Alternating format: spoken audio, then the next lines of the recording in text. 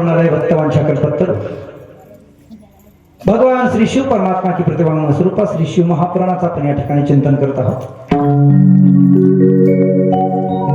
परात्पर अखिलेश्वर परम मंगलमय परम मंगल धाम भगवान श्री शिव परमात्मा याच्या प्राणी मात्रांच्या जीवनामध्ये मांगल्य आणि पावित्र्य प्रदान करणारे देवता म्हणजे भगवान श्री शिव परमात्मा आहे। शिव या शब्दाचा अर्थच आहे मंगल। शिव म्हणजे मंगल, शिव म्हणजे कल्याण।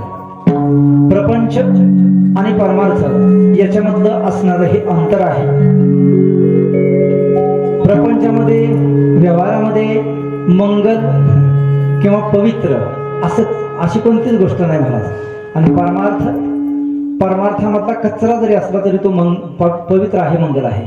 देवाच्या अंगावर जे निर्माल्य आहे ते निर्माल्य सुद्धा ग्रहण करण्याकरता योग्य आहे महाराज।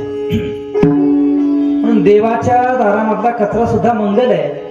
आणि इकडे प्रपंचामध्ये ज्या गोष्टींना आपण मंगल समजतो ते खऱ्या अर्थानं मंगल, ते खऱ्या अर्थानं कल्याणदायक नाही, ते अमंगलाची खाण आहे, अपवित्र्याची थार आहे। शरीरापासून सुरुवात करा। शरीरामध्ये एकही पदार्थ असा नाही की तो त्याला पवित्र म्हणता येईल महाराज। कोणता पदार्थ आहे का पवित्र? शरीर मुख्य 3 वस्तूंनी बनलेलं आहे, रक्त, मांस आणि हाडं, बरोबर ना?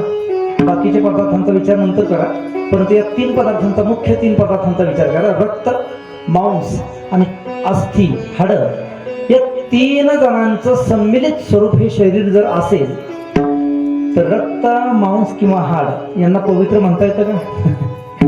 याला पवित्र म्हणता येत नाही महाराज। रक्ताला पवित्र म्हणतात का? म्हणत नाहीत। रक्त पवित्र नाही, रक्त हे अत्यंत अशुद्ध आहे। म्हणून रक्त भक्षण करणारे जे जीव आहेत त्यांनाही अपवित्रच म्हटलेलं आहे।